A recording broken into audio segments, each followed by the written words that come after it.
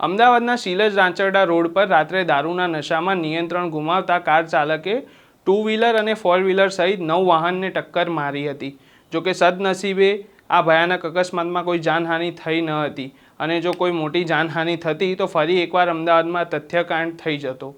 આ અકસ્માતમાં કોઈને મોટી જાનહાનિ તો થઈ ન હતી પરંતુ વાહનોને ટક્કર મારતા તેમનો કચ્ચર ગાણ વળી ગયો હતો।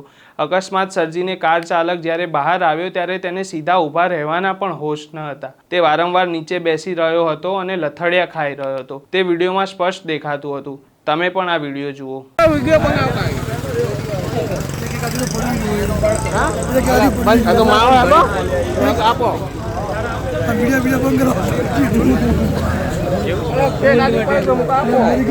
सीसीटीवी कैमरा खाली अपना आगे चले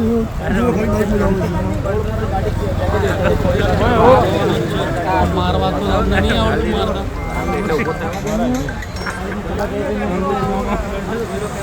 પેલા ઉભા રહી ગયા પેલા